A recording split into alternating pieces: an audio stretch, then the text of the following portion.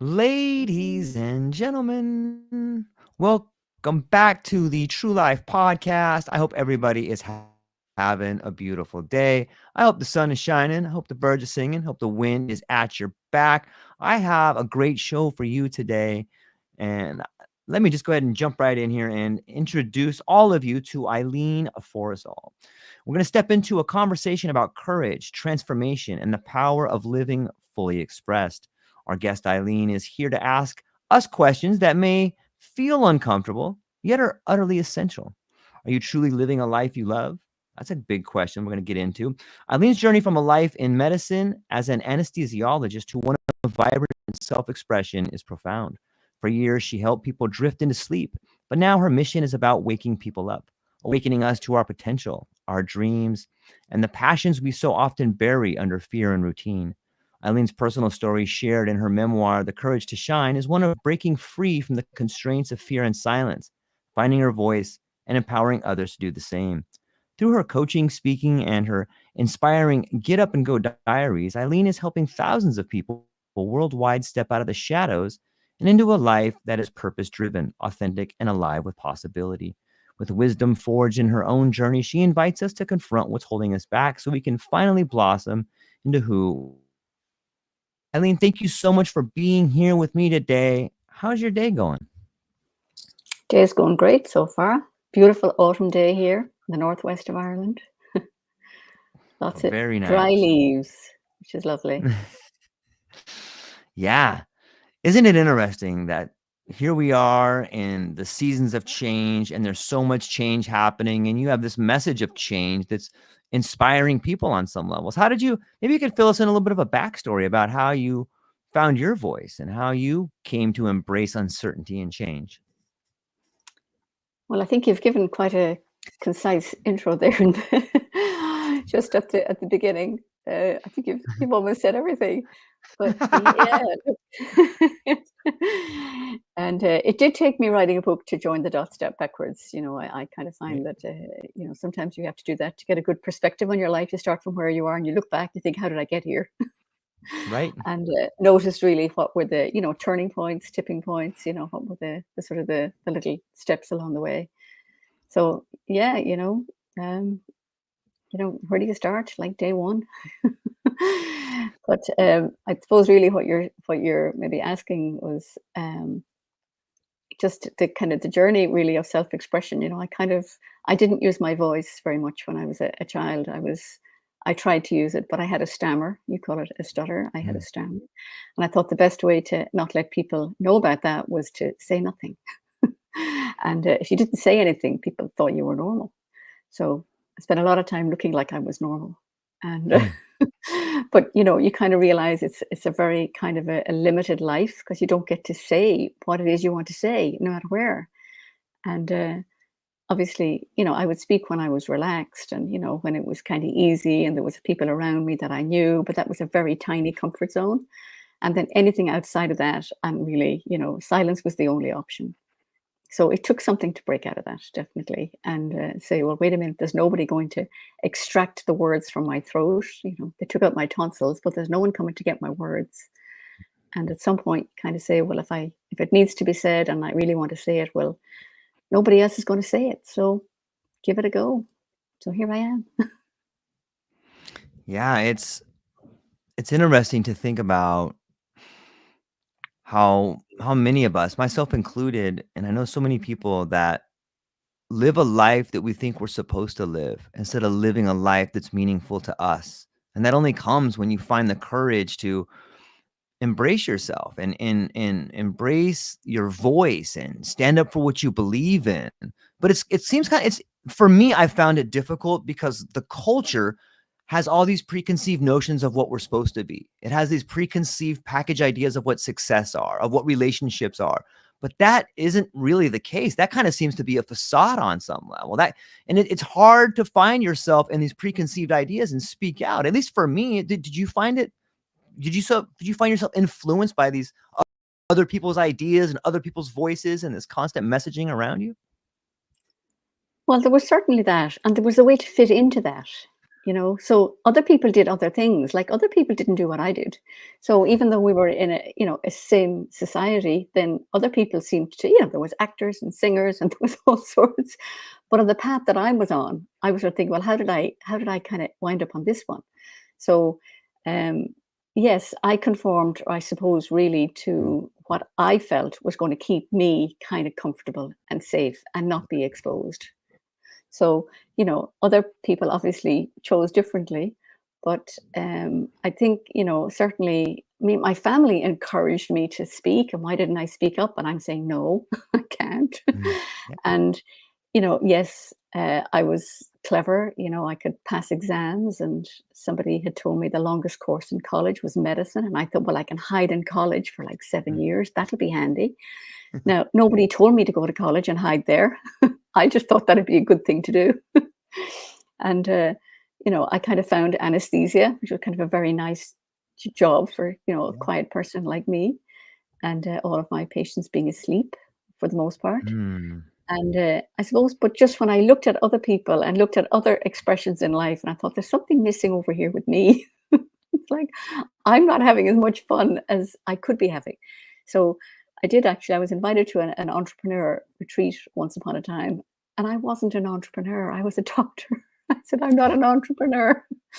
But anyway, somebody had been noticing that, I'd been working away on the diaries, just, quietly, kind of behind the scenes, and creating these books. And they said, did I want them, global? And I thought, that'd be great, global. So anyway, I took myself off to Bali for a month, and I got kind of to play there as a kind of a different kind of a person than an anesthetist. So, the whole world of kind of entrepreneurship and speaking and, you know, Facebook Live and all of these other things to expand the brand. And I thought, oh, this is actually me. This is way more me than, so I retired out of medicine, and this is kind of what I'm at now. So I just kind of felt, and then I really got into what I was doing with the diaries was all around the power of words. And I Mm. thought, so instead of putting people to sleep with drugs, I thought, well, what about waking people up with words? Because it's always a conversation that kind of wakes you up. It's a conversation with somebody that encourages you, or it's a conversation with someone that inspires you. And it's like, oh gosh, they're just like conversations, but somebody can say something and it can change your life. So I'm all for those kind of conversations. Yeah, it's wonderfully said. It seems to me change comes from one of two ways, whether it's inspiration or desperation. And I think most people find themselves in front of both of those animals at some point in time. What can you speak to that idea? Like, I'm sure that there was when you spoke about stammering or when you spoke about Yeah. hiding in college. That sounds like desperation to me on some level. Exactly. I think possibly inspiration possibly comes from a level of just desperation. Yeah. Maybe Mm. because yes, it becomes, certainly as you get older and you realize that, well, things aren't necessarily, you're kind of doing all the right things, in terms of, society, you're doing all the right things and you think you're kind of on this path, which should be leading somewhere. And then you kind of think, well, actually, I'm not there yet. It's like, when am I going to be there? And it's like, I'm still not there. And so at that point, maybe not that it's desperation, but it does assume a certain kind of a resignation. And Mm. then somebody comes along and says something, and that's kind of inspiring. I think, oh, whereas had I not been quite so desperate, I might not have heard that little voice that said, why don't you try this? So, not, because you can sit out, it's like, it's not a problem. Our life was fine. I was quiet. It was fine. I am technically, successful. I had all of the trappings of success, but all I really kind of, when really somebody said it, what I got was missing was my voice, like my actual, what I felt was like stuff that I wanted to say. And I just didn't get around to saying it because I was just too scared to kind of, open my mouth and say something. So I'd answer very briefly, very Mm. fast. I could speak really quickly, and just to get the words out really fast. And whether you got them or not, that was like neither here nor there. But so yeah, inspiration, I think, can come from a little bit of desperation. When you're desperate, maybe you're looking for inspiration. That's what I say. Yeah, that's well said. I'm curious if we look back to the life of an anesthesiologist, It must be it must be on some level odd and fascinating to be putting people to sleep on some level, because I would imagine the people you're seeing, even though the relationship you may have with them might be short-lived, like you are talking with someone in a really vulnerable state. Like, what is that relationship like between an anesthesiologist and the person they're working with? Oh, it's quite extraordinary, really. I suppose the first thing you realize is trust, that, Hmm. you know, somebody is trusting, you know, Mhm. themselves, their mother, their child, their partner, they're trusting you to take care of them. So it's a huge responsibility. So I do get there's a big privilege in actually having that job, and I did love it. And I just and then there was that sense of kind of like the miracle of it. It's like, I had certain drugs, and of Mm. course I had all my exams. I knew exactly how to, I knew exactly what happened. But really, I used to say, really? Like, really? What's actually like, how do I do this? How do these drugs do this? So, we know more now maybe about the brain now, but my textbook, as I say, exam passing, and then the actual, witnessing this, this drifting off to sleep and drifting back. And sometimes, after 3 hours asleep, the person waking up would continue the conversation that they had as they were drifting off to sleep, as if the 3 hours had never happened. And in that 3 hours, something life changing could potentially have happened. So it was it was a great career. I loved it. Very interesting, a privilege, and you get to interact with all, from premature babies, pre-babies, Mhm. preborn babies, from the labor ward, all the way up to, intensive care and, elderly in theater and, having their hip replaced and having new cataracts or something. So it's always really that lovely sense that you really, really were Mhm. making a difference in some people's lives. Amazing. Thank you for that. There's no doubt in my mind that you have made a big change in people's lives. In that particular exchange, I'm hearing the ideas of trust and awareness.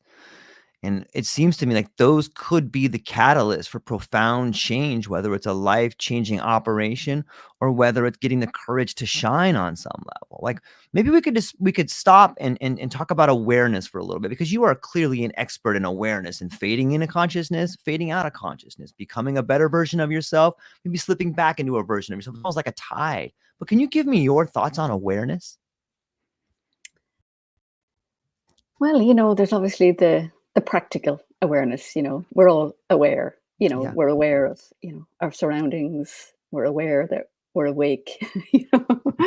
We're not aware when we're asleep, but yeah, so there's kind of a general awareness, but sometimes we're not really fully aware maybe of, maybe things that we say to people or how other people maybe Yep. are impacted around us, or we're not necessarily aware of things outside of ourselves, if they're at a distance we can sort of separate ourselves. And yeah, maybe we're not always aware. Somebody said to me, the last person to see you walking into a room is you. So we're also always maybe not aware of how, something might alter in a room when we walk in. You might Yep. notice if there's like silence, or there's, Right. oh, hello, she's arrived. But in general, we might not be aware of how, how as I say, it's very clear when people are asleep or awake. Like in my job, awareness, unawareness, or conscious or Right. unconscious. And yeah, but perhaps in our day-to-day lives, we're not fully aware really, because we're just maybe not, we're just a little bit more preoccupied with what goes on in our own heads, and maybe we're not even aware of how much goes on in there that doesn't really that doesn't really impact our outer lives. But yes, I think awareness is a very interesting concept. Yeah. I've heard it said that, there's like that part of your brain that's like the reticular activating system. And when you notice something new, if you get a new car, pretty soon you see that new car everywhere. If you buy a new sweater, pretty soon you realize a couple people have that sweater on and some stuff. And I'm curious, is it the same? Do you feel like it's that same sort of awakening to awareness that allowed you to see your life differently? Like once you began to see yourself in this new light, did you always begin to see yourself that way? Was there an awareness there of like, hey, this is kind of who I am? Once you went to Bali and you were like, this is who I am. Like, more aware of that, who you were when you figured it out. Does that kind of make sense? Yeah, maybe there's a kind of a recognition somewhere, Yeah. that, somewhere along the line when your brain was kind of, developing, it was Right. going on a certain track, Hmm. maybe. And then maybe it went off track. And then you're kind of aware that you're sort of off track, but you're not quite sure. And then maybe when you get back on track, it's like, oh, this feels more, this feels more like it. This feels more like maybe, I don't know whether that's your genetic or your inheritance or your legacy from, earlier generations or whatever. Is it built into your DNA? Who Yeah. knows? And then we thwart it ourselves, and, sometimes I get a little bit, I challenge the education system, which I think, is a little bit more academically programming us than Hmm. maybe can be just fostering what's maybe a little bit more for the self-expression in ourselves. So I just feel that sometimes our schooling system kind of puts you on a certain track, and then you either succeed in that system or you don't succeed in that system, in which case people feel they're failed in that, and then they feel that. Whereas there's so many other expressions in life, and we see the one that's rewarded seems to be the one that comes through an academic program, which is not actually true, but sometimes on the it kind of looks in the academic world anyway. But and then you see all the successes that people have when they're fully expressed and they're fully doing what they're really, really great at, what they love to do. They love their life, they love their business, they love their work, and then they seem to be, really what I would call successful, as opposed to sometimes you can be successful as society might see it, but not experience that whole, you know, whatever the experience of really being successful is in life. Yeah, it's a great point. But it does take courage, and I think a big pitfall that myself and other people I know fall into is, you know, there's a lot of questions that come up when you want to be your authentic self, when you want to succeed at something that you love doing. Like, what if you're responsible for other people? What if you hold yourself accountable to the expectations of others? Like, there's these big questions that we really have to do some soul searching on to allow ourselves to find that courage to be successful. Can you speak to some of those ideas? Like, what were some of the obstacles you had to overcome in order to find the courage to do it? What was that like? Well, I think you sort of go back to fundamentals, fundamentally, like what does it really kind of mean to be successful? We'll say, um, when I look back, what I really wasn't successful at, I felt was just, interacting with people. Like I was successful at reading, I was successful at passing exams, I was successful at doing all of those things. But I wasn't successful at like being popular. I felt I didn't really have, that many friends because, and really, so even when you're small, there's kind of fundamentals. You just want to belong. You just want people to Yeah. like you. And it's maybe not that hard. But then when you start hiding that and pretending that you don't care whether people like you or not, or you don't care that, then maybe that's some of the pretense. Whereas when you're authentically saying, well, look, I really, can we be friends? Or just, I think maybe it's more simple than we make out. And certainly it takes courage to say that, like I do say it in the book, a lot of my anger was directed at my mother. And, Hmm.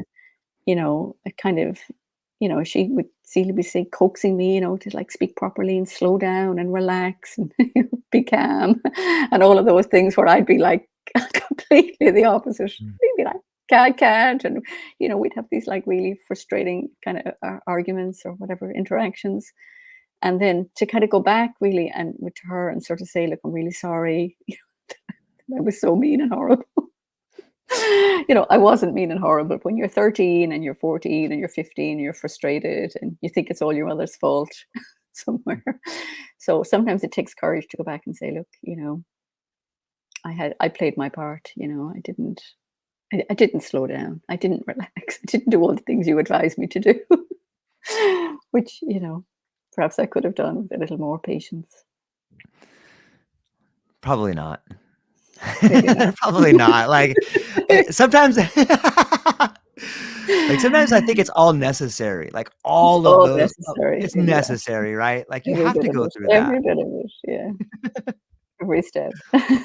Yeah, like, that's part of the journey, like, you have to get upset, and usually our parents take the brunt of it, and they had their role in it too. I mean, it's difficult to go through life and become actualized and find the courage to do what you want to do, because there's a million reasons not to. There's a million reasons to not do what you love. There's a million reasons to hide behind ideas like safety or security or all of these things. And the truth is, maybe your ideas of success that you've given yourself are unrealistic expectations. Maybe this idea of success you have for yourself is unattainable. So you've just been chasing this, you've just been chasing your tail. It's tricky. It's tricky to figure out, and that's where the courage comes in. Like you might fail, whatever that word kind of means. What if we're on that? What is it possible to fail? Is failure just practice? Or when I say failure, what do you think of?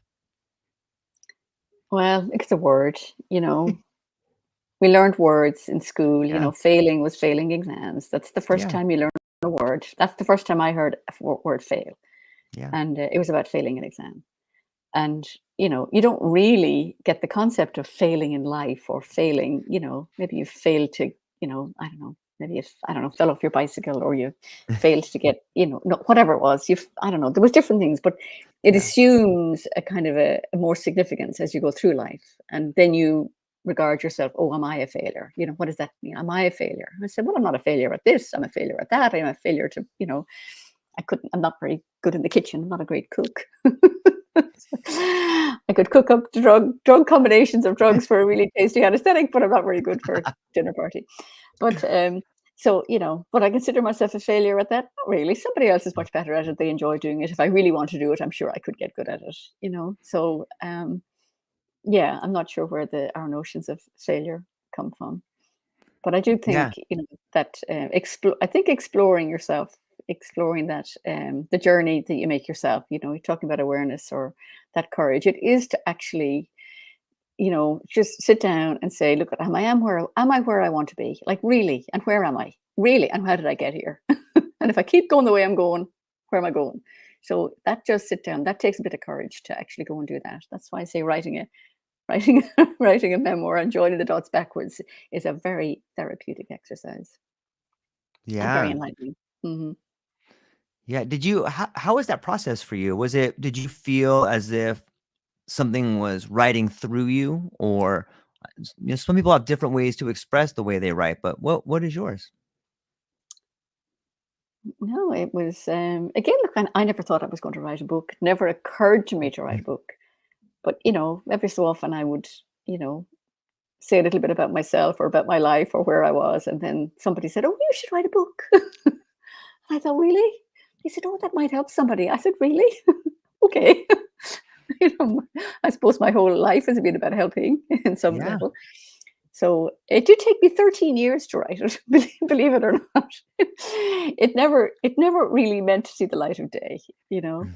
But I said, look, I said I would do it. I promised this person I would I would write this book.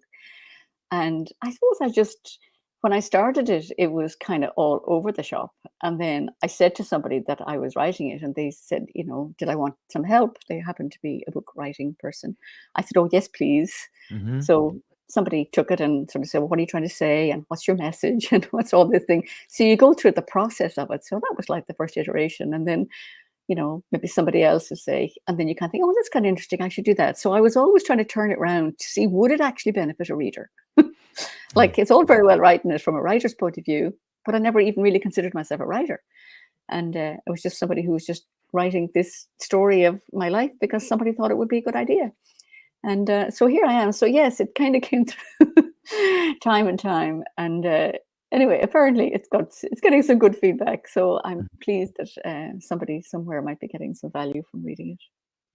It's a Yeah. struggle. It's a struggle. It's not just no, I didn't feel it was channeled and I go, this was easy. No, this wasn't easy. This was just this took a lot of and it takes more than one person. I think you do need somebody, a coach or a mentor or some other writing person who can cast a cold eye and produce a better product. Yeah. Yeah, I agree. I think that that's probably true in most aspects of life. It's one life with our view, but if you have someone writing next to you or a team of people that will be honest with you, you can get a way better perspective of what's on the road or coming down the road or what you just ran over on some level. Yeah. Yeah. It's like life, it's always good to be in a It is. dialogue with somebody, give your perspective. Yeah. Because you can have your own view, which can be very, very, very sensible as far as you're concerned, and then somebody else can hear it and say, "Really? Is that really what Yeah. you think? Like, really? Have you have you thought a bit more about that?" So, Yeah. It makes me thankful for all the people that want to argue with me, because how else would you know what you know unless you had someone to challenge your point, right? It would be so boring if we all thought the same thing. It would just be like, "Yep, this is it." It's kind of exactly, funny to think about. exactly. Yeah.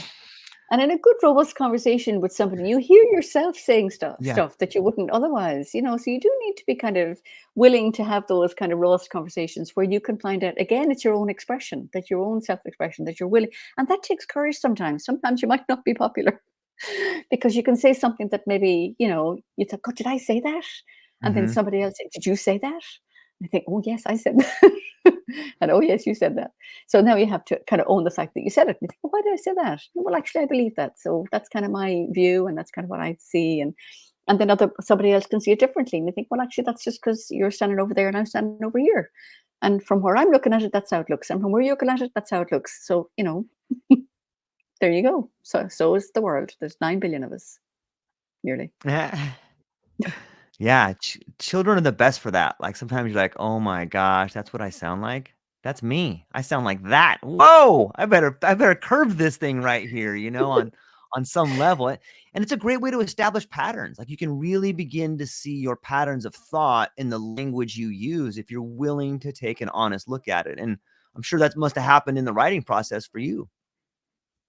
Well, yes, it's really interesting. Sometimes I might be writing something and, I think it's all very, you know, very kind of new and fresh. And Yeah. I'm writing this and I'm writing this. And then actually, I might find, a blog or something that I wrote maybe 2 years ago and it's the same. And I think, oh, it's like, oh, it's not that much different. So yeah, you could kind of, I think really we don't really veer so much from ourselves. We have our patterns, like you said, we have our thought patterns, and we have different kind of conversations or thoughts we've had over time, but they kind of become pretty much kind of who we are. And then, they can come out and we think, here's me thinking, oh, it's brand new. And it's like, oh no, it's not. I wrote about this before. That's a blog I did like 3 years ago. Hmm. That's why Google, So you we see, got our this is it. You see, we have our Yeah. cyber footprint, which will never be forgotten. Yeah. Once upon a time, people would forget. Yeah. It's interesting though, like the role of the storyteller.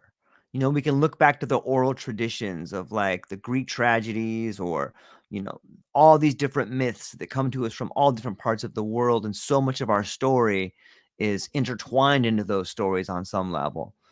If you were to look at your story as a mythology, what would it be most closely aligned to, you think? That's a really hard question. I have I know. absolutely no idea. I have no idea. It is a Here tough in one, Ireland, we're storytellers here in Ireland, and right? we just tell stories, and I don't know. I suppose it's just stories are just variously things that happened. We probably didn't, I don't know, look for messages in stories. It was just how somebody illustrated a point. So if you have a point, maybe there'll be a story about it. But now we have the story, and now we're trying to find. We're looking at it from the other way around because I suppose storytelling has become so.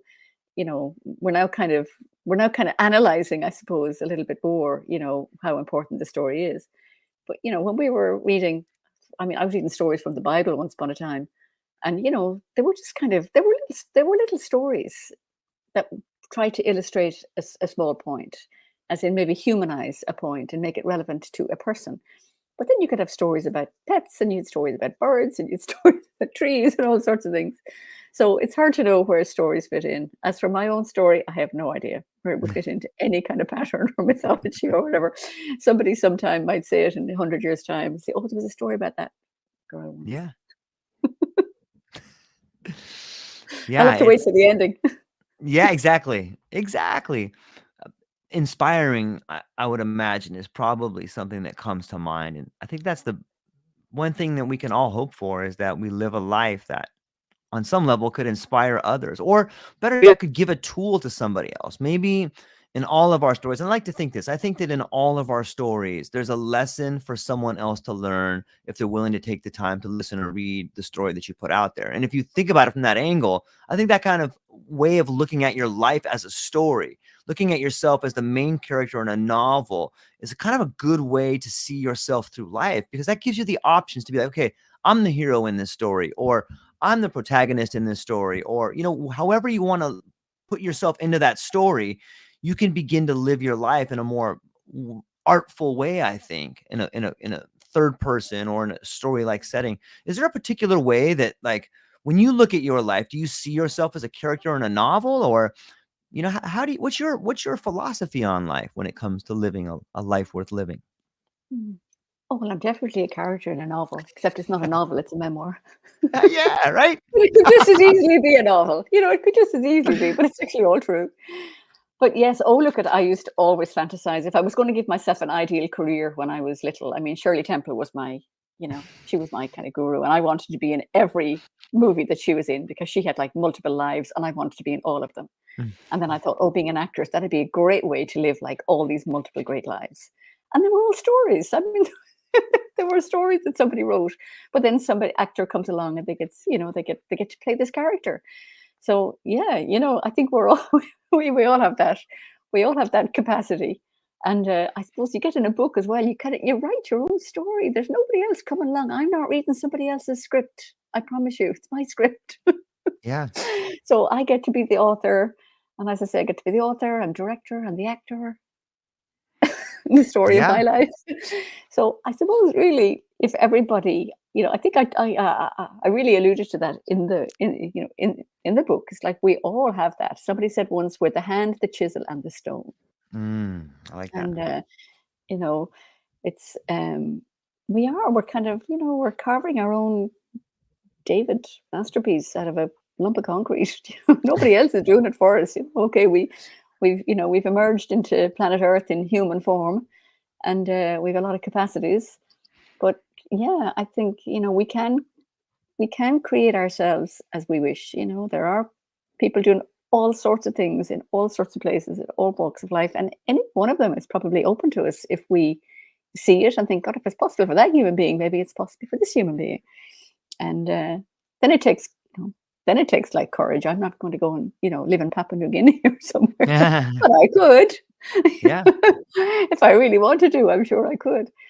And people have done extraordinary things, and they're the stories is looking, gosh, look what they did, and whether it's a novel or not, because even a novel, some person has written it, so it was in their imagination anyway. And somebody will come along, and maybe Tom Cruise or somebody will play the actor in the movie. So it all gets it could be all.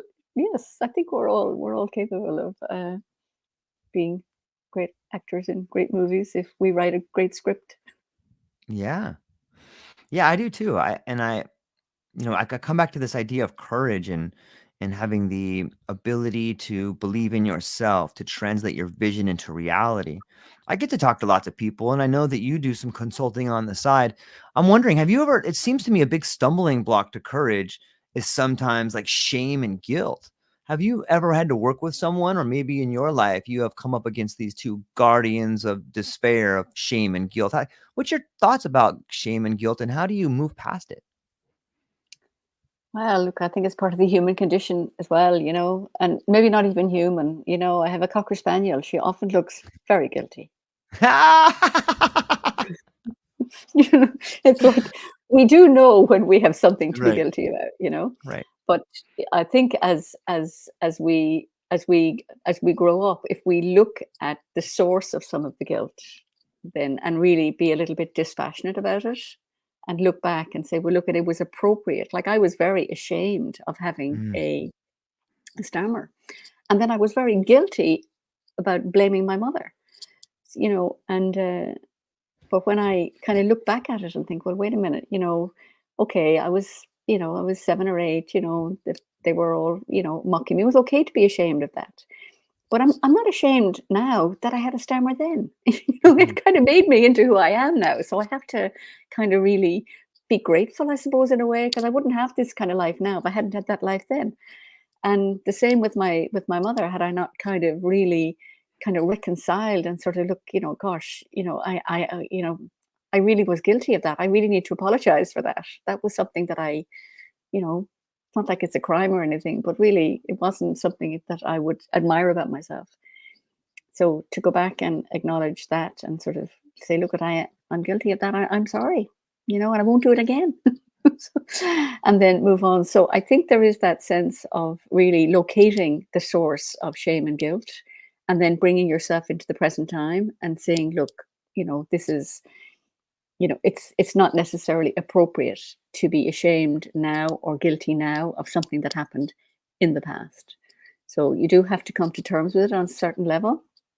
But anyway, that's my experience. So it's, and yes, I mean, people do deal with that, and there are ways of, as I say, coming to terms with your view of yourself and giving yourself permission to forgive. I think forgiveness is the source of everything, every freedom in life. And at some point, we have to forgive ourselves for our misdemeanors in earlier years. Yeah, thank you. That's well said. I think that and that takes courage too. It takes courage to get to a spot where you realize that you can forgive yourself, because sometimes that those particular forces become fuel to drive us forward, and we've reached back and used them as fuel for so long, we don't want to let go of them. Like, this is the reason. I can always turn back to that. Yeah, yeah.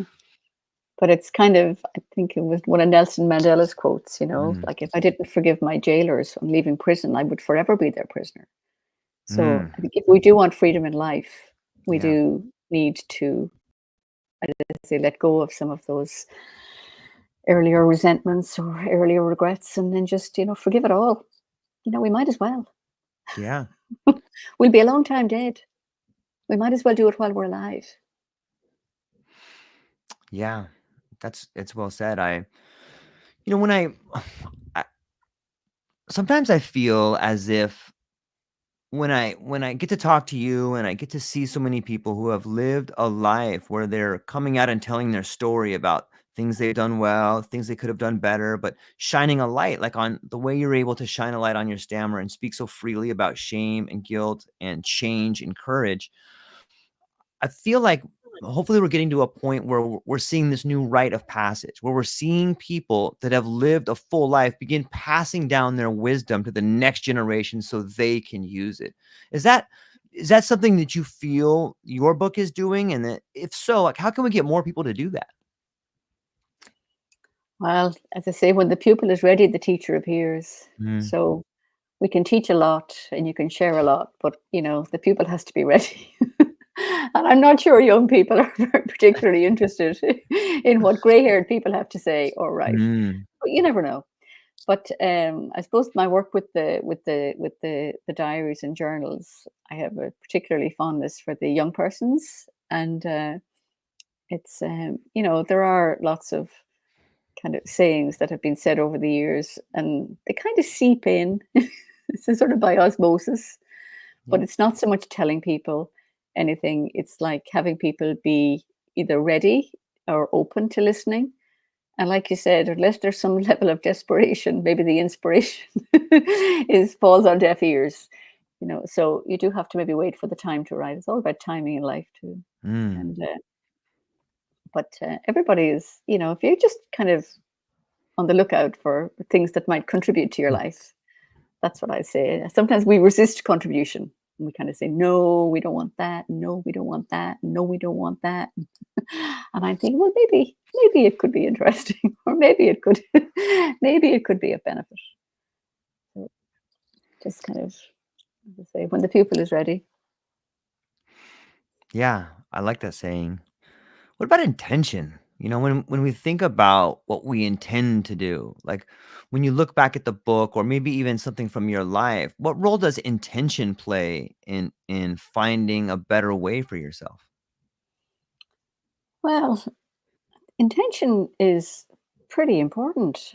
We're not always aware of our intentions. I think I'll go Yeah. back to awareness. we might have, we might have. Anyway, we're just not always aware of our intentions. Our intentions may be subconscious, Yeah. or they may be conscious. So certainly, bringing attention and intention. I think there's a saying about that, but it does. It allows us certainly to be focused and really hope that your intention is fulfilled.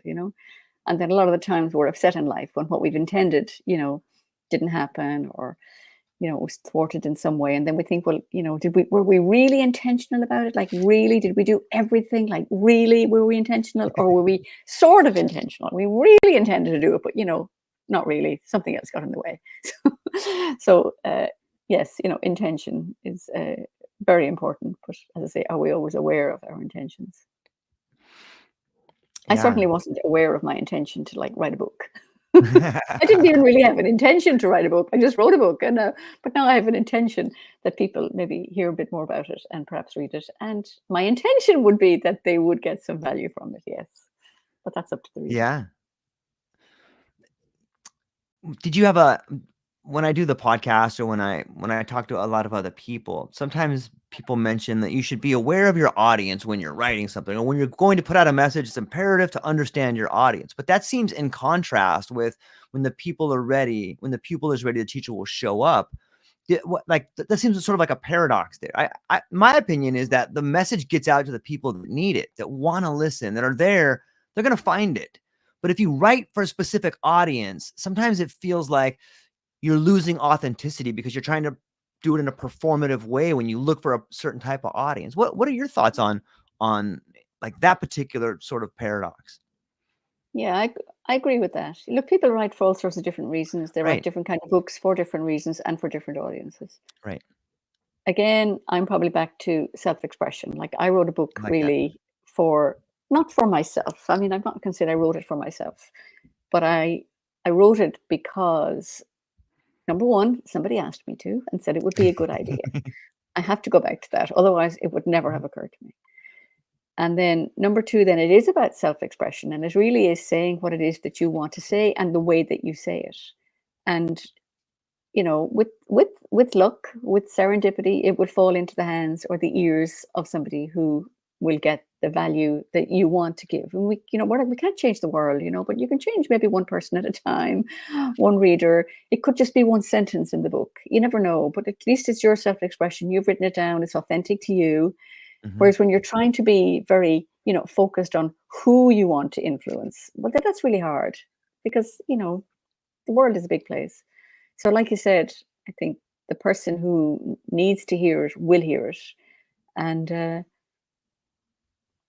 really, that's just, yeah, we can certainly help to maybe put it out there and reach more people. I suppose now, today's world, it is very noisy out there.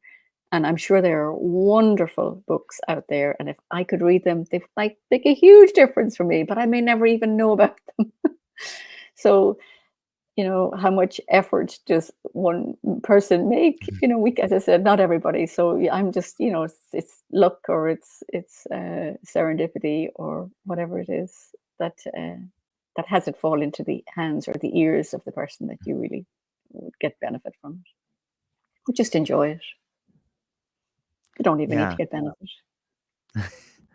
Yeah, I like that. It's sometimes when we create these ideas of writing for an audience, or I guess on some level it's necessary to set the stage for the life you want to live. Like, you have to set up these ideas in your mind or move out on the path. And here we go. We got our first question coming in, Eileen. They're coming in from New Jersey here.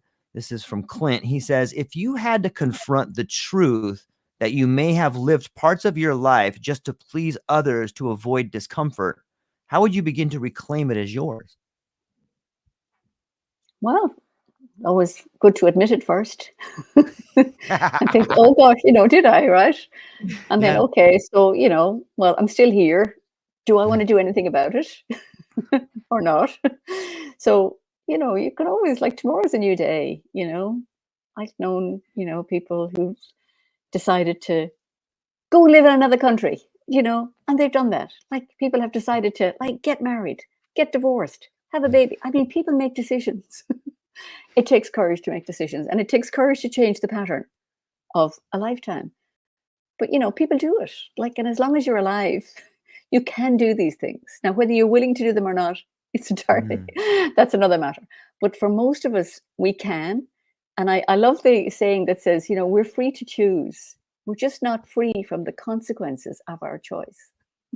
So our choices have consequences, but we're still free to choose.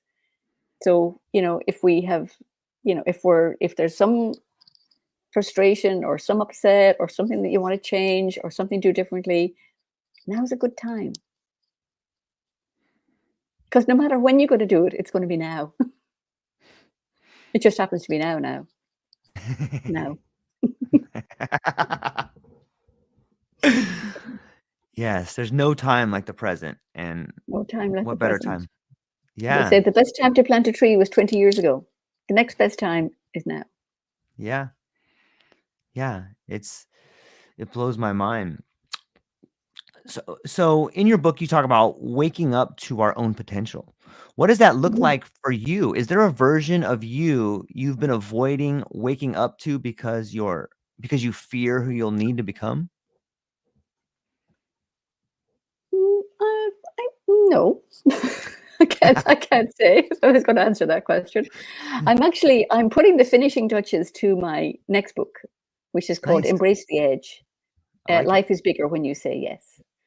So I've just found myself saying yes to very unusual things recently.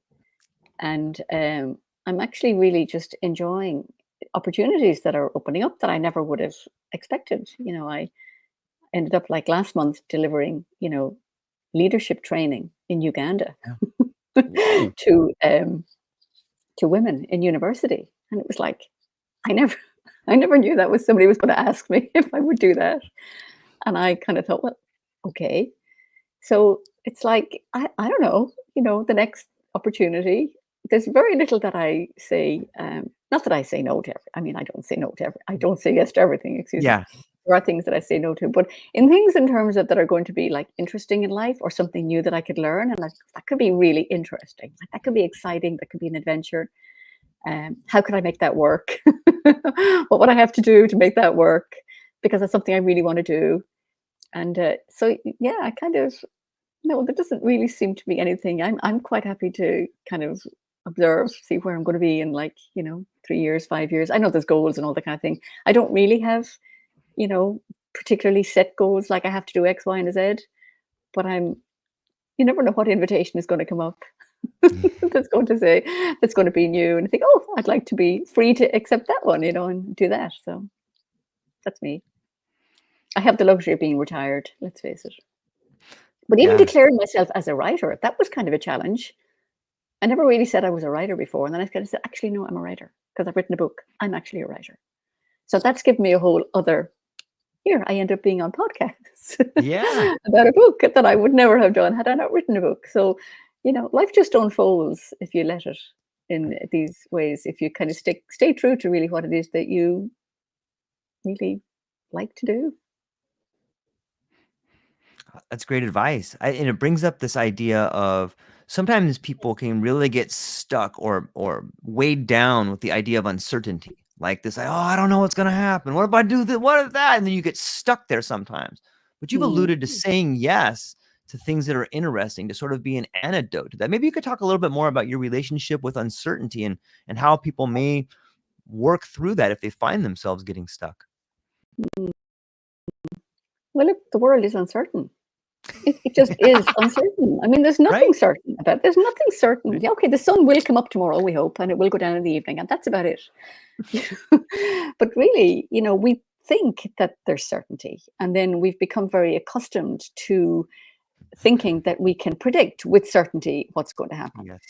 Now, we can predict with a certain degree of certainty what's going to happen if we keep doing the same thing that we're going to do. So we predict what's uncertain. I could predict with certainty that I could walk, from here to the shop.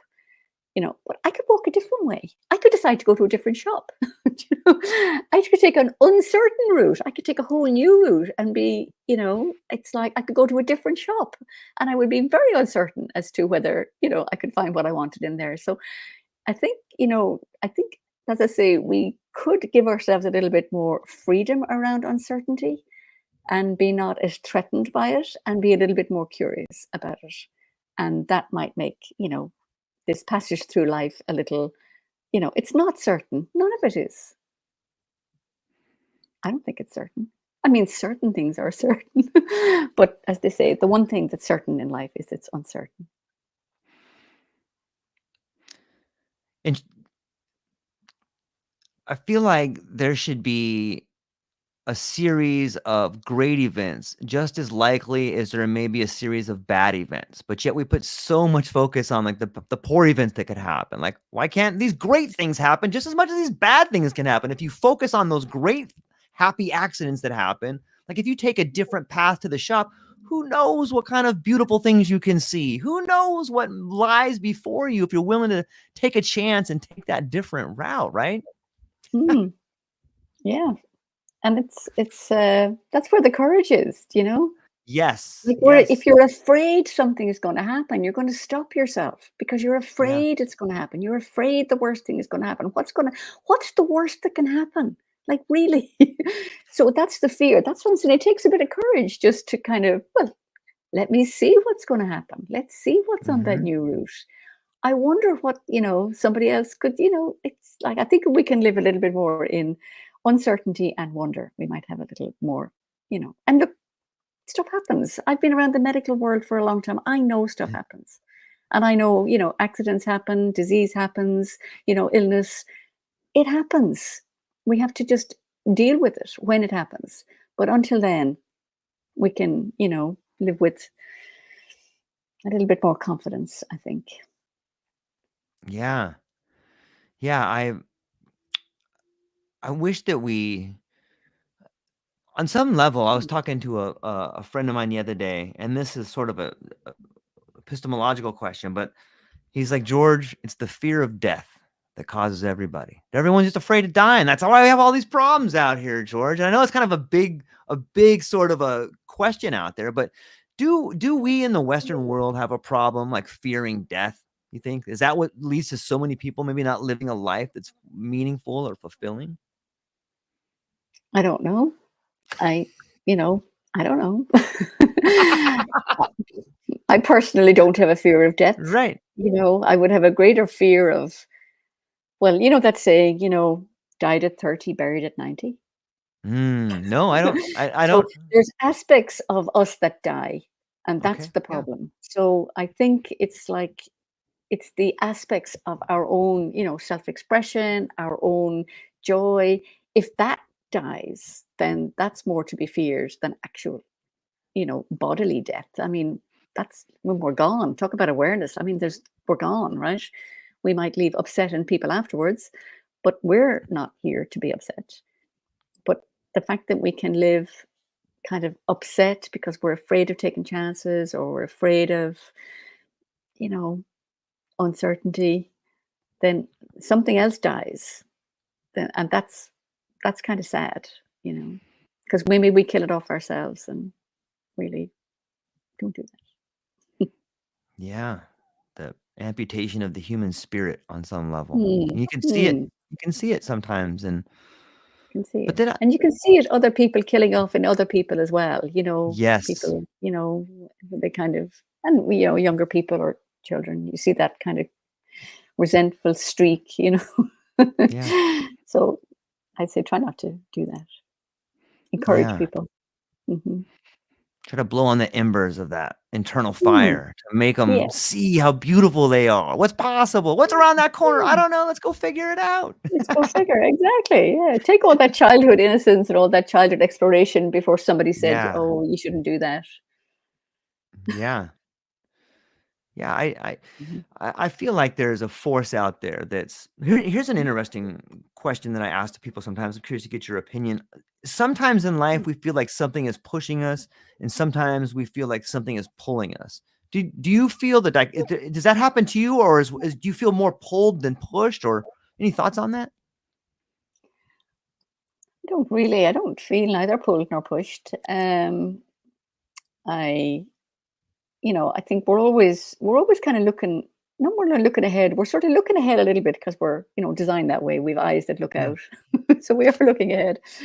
But then we're always kind of a little bit pulled back by things that we think we know or things that have happened in the past and these Mm. little fears. So even though we're programmed, to look out and listen outward, Yeah. our little brains have it kind of connected and sort of trapped a little bit. So um, I think as Rumi says, Mm. be pulled by what you love, not driven by what you fear.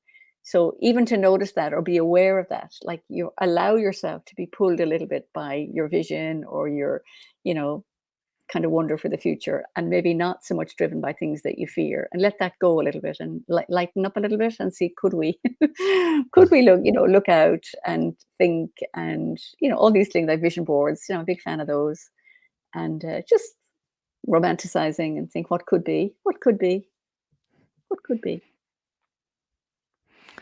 Yeah. I don't know if anybody said it more beautiful than the Sufi poets. Like, they really had a way with words that makes you feel, wow, this is amazing and beautiful. Who are obviously that they inspired you? Who are some of your other inspirations that sometimes you turn to? Um, well, over years of compiling the diaries, I would be, but I really, interesting people. I mean, we think like Helen Keller. Helen Keller was blind, Mhm. deaf, and dumb. And she was an amazing person. So I Yeah. would quote her, you know, um, someone like Nelson Mandela, Gandhi, yeah, Rumi, some of the philosophers, Einstein, Yeah. Aristotle, Camus. I'll find, it's like if I find the sentence that I think is a sentence that will inspire or empower or encourage somebody, it's the sentence that I like. Uh, because I do say in the book, I locked myself into a life with my own sentence. My sentence Mm. was, you can shoot me, you can jail me, but you cannot make me speak. That's not a good life sentence. Better to get another empowering sentence, or a sentence that will actually, light you up. So we can all choose our sentences. I've written a whole book. There's thousands of sentences in there. Yeah, I love it. Eileen, we have charged through an hour and it felt like 2 minutes. I've always find that to be an amazing mark of a conversation. And I feel like we just kind of scratched the surface of it. But before I land the plane here, where can people find you? What do you have coming up and what are you excited about? Well, they can find me. My book, The Courage to Shine, is on Amazon. My website is eileenforrestal.com. My Embrace the Edge should be out hopefully next spring. Nice. And I have a new set of cards, deckable, called Pocket Pearls. My Nice. I like pearls of wisdom and pocket power. that. So yeah, that's where you can find me. So my website or Amazon. So, ladies and gentlemen, hang on briefly afterwards. Elaine, I still want to talk to you for just a moment, but to everybody within the sound of my voice, please go down to the show notes, check out the website, check out the new book, Courage to Shine. Be ready for the new book coming out, and reach out to Dr. Eileen if our conversation resonated with you. She's an incredible individual with a lot of life experience, and she's here to help. So do yourself a favor and reach out if you feel compelled to. And to everybody who spent some time hanging out with us today, thank you so much for your time. That's all we got. Aloha.